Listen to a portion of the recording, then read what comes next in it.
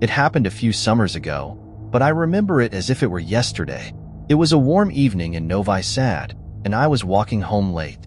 I had been at a friend's house, chatting and having a few drinks, nothing unusual. I decided to take a shortcut through a quiet street. I had no idea that this choice would change everything. The street was empty, except for the distant sound of a dog barking. As I walked, I began to hear something strange. It sounded like soft music, as if it were coming from far away. At first, I thought I was imagining it, but with every step, it became clearer. And then, I saw her. Under a flickering street lamp stood a woman. She moved slowly, as if she were dancing to music only she could hear. Her movements were strange, almost unnatural. She wore a long, old dress that seemed to ripple in a wind that didn't exist. Her face was hidden behind a curtain of dark hair. I froze. My heart was racing, but I couldn't look away. "Ma'am, are you all right?" I asked, my voice trembling. She didn't respond. She just kept dancing, as if I wasn't even there. I don't know why I stayed. Maybe I was too scared to move. But then, she suddenly stopped. The music, which I now realized had never been real, fell silent. She stood still, her head slightly bowed. Then, she turned to face me. I held my breath. She was looking at me, but she had no face. Where her eyes, nose, and mouth should have been, there was only smooth, blank skin. My legs felt heavy. I couldn't move. I couldn't even scream. I knew I needed to run, but I was frozen. She took a step toward me, then another, slowly, deliberately, as if she wanted me to feel every second of terror. Then, I saw it, something glinting in her hand. It was a knife.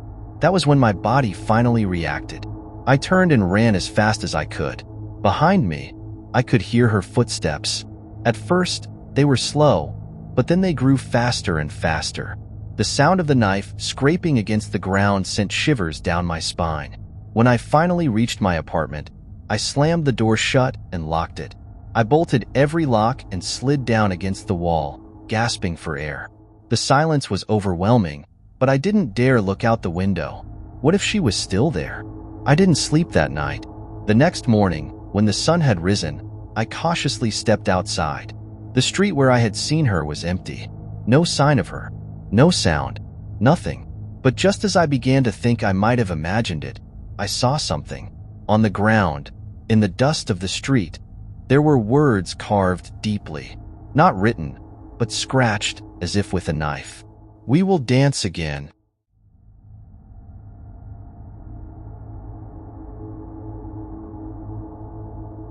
The snow crunched under my boots as I trudged through the deserted road. It was the dead of winter in a remote Siberian village, where the nights were endless and the cold unforgiving. My car had broken down miles away, and I had no choice but to walk to the nearest settlement. The moon cast a pale light on the white landscape, but it brought little comfort. The only sounds were the howling wind and my own footsteps. Then, I saw her. She stood in the middle of the road, her figure stark against the snow-covered ground.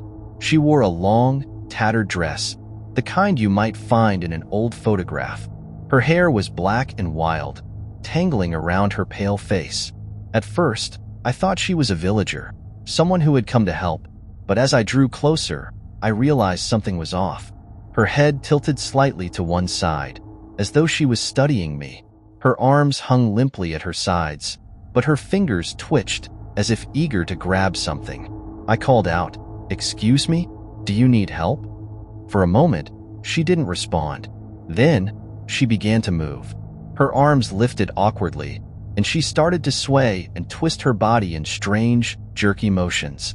It was like a grotesque parody of a dance, her limbs bending at unnatural angles. The sight made my stomach churn, and I took an instinctive step back. "Stay back," I said, trying to sound firm, though my voice betrayed my fear. She paused, her head tilting further to the side. Then, a smile spread across her face. But it wasn't a smile of kindness or relief. It was a grin too wide, too sharp, revealing teeth that seemed unnaturally long and jagged. My breath caught in my throat. Before I could move, she lunged. Her movements were impossibly fast, closing the distance between us in seconds. I stumbled backward, barely managing to keep my footing as I turned and ran. My heart pounded in my chest, each breath a cloud of white in the freezing air.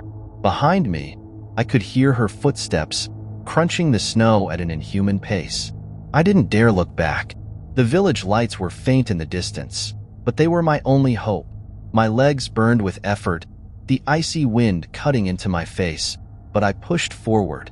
Her laughter, a high, chilling sound, echoed behind me, growing louder as she closed in. Finally, I reached the edge of the village. The first house came into view, its windows glowing with warm light.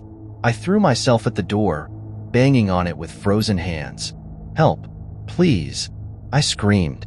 The door opened, and a man pulled me inside. He slammed it shut and bolted it. "You saw her, didn't you?" he said, his voice low and grim. I nodded, still gasping for breath. What is she?" The man's face was pale. "She's a spirit. They call her the Serbian Lady. She's drawn to the lost and the vulnerable. Once she sees you, she doesn't stop." I shivered, though not from the cold. "How do you stop her?" The man shook his head. "You don't. You can only run. And pray she doesn't find you again." As the warmth of the fire seeped into my frozen limbs, I couldn't shake the feeling that she was still out there, watching and waiting. And I knew, deep down, that the man was right. She would find me again.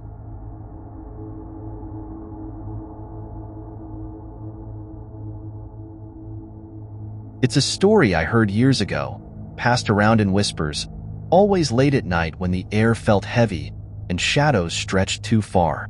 They say it happened in a quiet neighborhood on the outskirts of Belgrade. No one ever really confirmed it, but the details are always the same, too precise to dismiss as just an urban legend. It began with a man named Luka, a night shift worker who often walked home in the early hours of the morning. He was used to the silence of the streets at that time, the way the world seemed to hold its breath. One night, as he turned onto a narrow street lined with old, leaning lampposts, he saw her. She was in the middle of the road, her figure barely illuminated by the flickering orange glow of a single lamp. She wore a long black dress that clung to her form and moved unnaturally as she swayed side to side. Her arms twisted and her feet shuffled in a grotesque mimicry of a dance, as though her body obeyed a rhythm no one else could hear. Lucas stopped, unsure whether to approach or turn back. The air felt colder, heavier. He cleared his throat and called out, "Excuse me, do you need help?" She froze mid-movement, her head snapping toward him in a way that wasn't quite human. For a long moment, she stood still, her face obscured by a veil of dark hair. Then, slowly, she began to move again. But this time, her dance changed. Her movements were sharper, more erratic, and her feet scraped against the asphalt with an almost metallic sound. Luca's pulse quickened. Something deep inside him screamed to run, but he stayed rooted to the spot, unable to look away. She lifted her arms, her hands contorting into claw-like shapes, and she started to close the distance between them, step by step. He took a step back. "What do you want?" he demanded, his voice trembling. She didn't answer. She never spoke. Instead, she raised one arm high above her head, and in her hand glinted something sharp and metallic. That was when Luca's instincts finally took over. He turned and ran, his boots pounding against the pavement. Behind him, the sound of her footsteps grew louder, faster, as if she wasn't running but gliding toward him. Her laughter rang out, high-pitched and chilling, echoing off the walls of the narrow street. The next morning, Luca's body was discovered in an alley not far from where he had encountered her. There were no visible wounds, but his expression, a mix of terror and shock, left little doubt that something terrible had happened. Nearby, scratched into the brick wall, were the words, "She's always dancing." They say the police dismissed it as the work of a disturbed killer, someone using the legend of the Serbian Dancing Lady as a cover for their crimes. But those who lived in the neighborhood knew better. They locked their doors tighter after dark, avoiding the streets where she had been seen. And for years afterward, people claimed to hear faint music in the distance on cold, quiet nights, accompanied by the shuffle of feet and the soft scrape of a blade. No one ever tried to help her again.